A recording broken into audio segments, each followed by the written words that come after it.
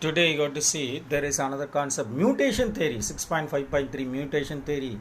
In that mutation theory, the mutation theory is mostly footforth Heco de Vries. Mutations are mostly a sudden random changes that occur in an organism that is not heritable.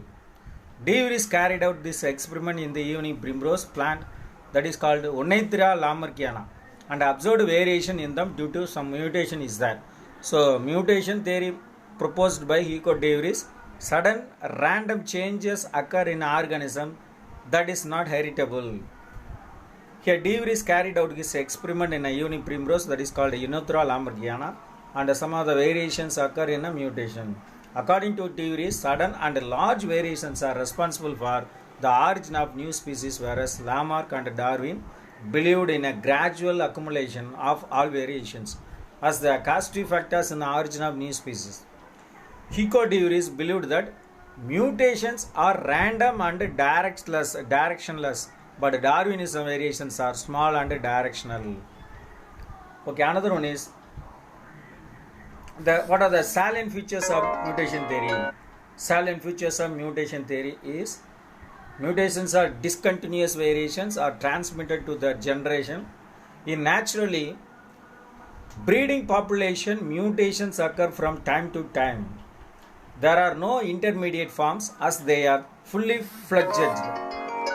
They are strictly subjected to natural selection. These are the salient features of mutation theory. And modern synthetic theory. The next one is a modern synthetic theory. Here the Swillwright, Fisher, Mayer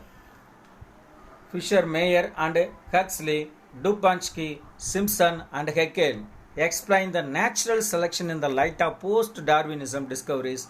According to this theory, gene mutation, chromosomal mutation, genetic recombination, natural selection and reproductive isolation are the 5 basic factors involved in a process of organic evolution.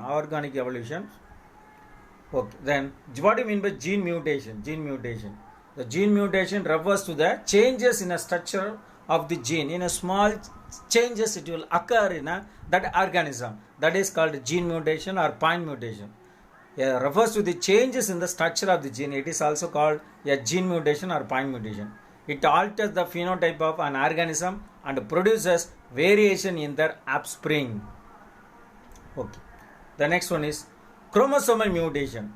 So chromosomal mutation refers to the changes in the structure of our chromosomes due to deletion or addition or duplication, inversion or translocation. Anything is that. Deletion means nothing but it will delete from some of the parts, some of the fragments are deleted from these chromosomes.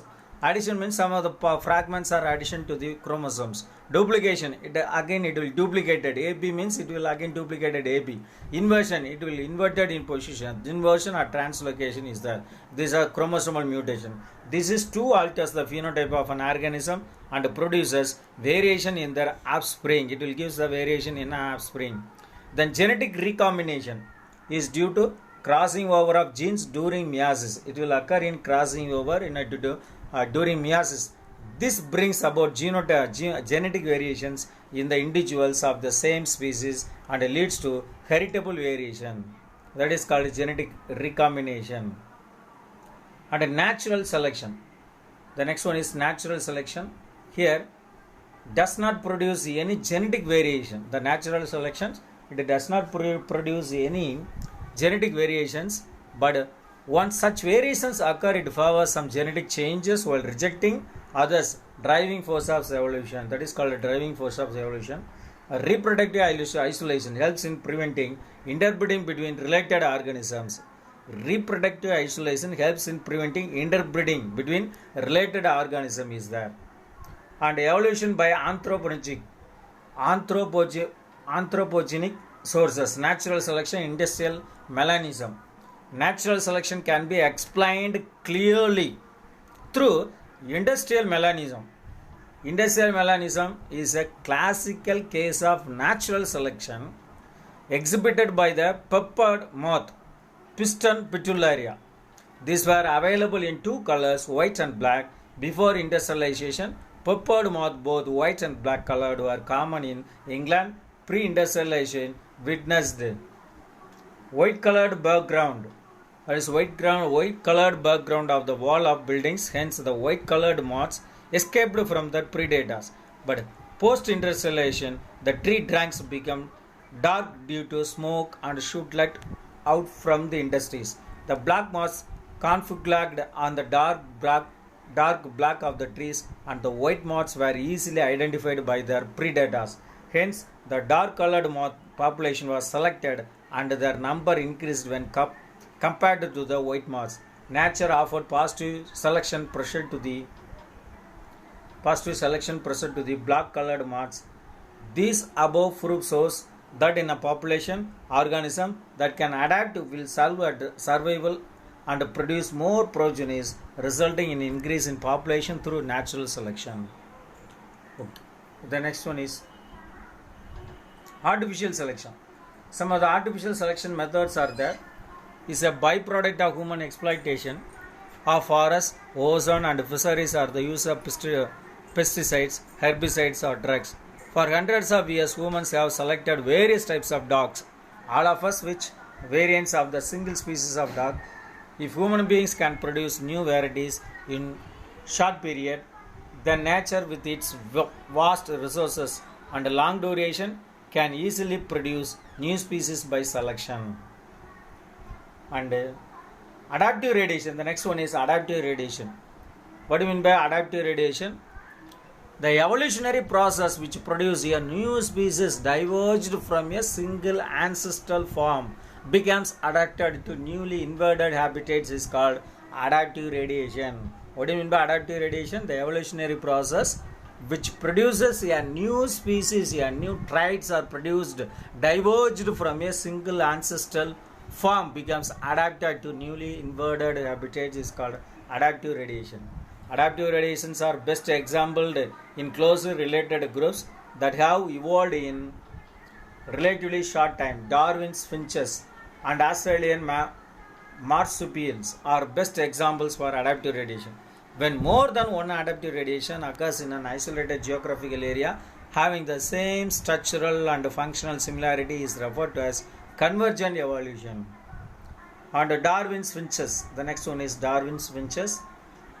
Their common ancestor arrived on the Galapagos about 2 million years ago. During that time, our Darwin finches have evolved into 14 recognized species differing in body size, beak shape and feeding behavior. Changes in size and form of the beak have enabled different species to utilize different food sources such as insects, seeds, nectar from cactus flowers and blood from igneans, all driven by natural selection. Represents some of the finches observed by Darwin.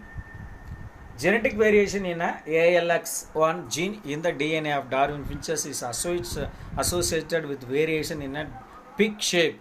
Mild mutation in the ALX1 gene leads to phenotypic change in the shape of the beak of the Darwin finches. Marsupials in Australian and placental mammals in North America are the two subclasses of mammals. They have adapted in similar way to particular food resource. Locomotory skill or climate, they were separated from the common ancestor more than 100 billion years ago, and each liner continued to evolve independently despite thermal and geographical separation. Marsupials in Australia and placental mammals in North America have produced varieties of species living in similar habitats with similar ways of life. Their overall resemblance in shape, locomotory mode, feeding and foraging are superimposed upon reproduction. These features reflects their distinctive evolutionary relationships are there. Over 200 species of marsupials live in Australia along with many fewer species of placental mammals. Here, the marsupials have undergone adaptive radiation to occupy the diverse habitats in Australia, just as the placental mammals have radiated across North America. These are the Darwin's finches. Here there is a shape of this beak is different. Woodpecker finch, small insectivorous, large insectivorous, vegetarian trees finches, and also large ground, medium, small ground, sharp-peaked ground, and also cactus ground finches, Webner finches also there. These are the peaks shapes are varied. Darwin's finches. Okay. The next class we will see mechanism of evolution. Okay. Next class we will see the mechanism of evolution. Okay. Thank you, students. Thank you, Nanda.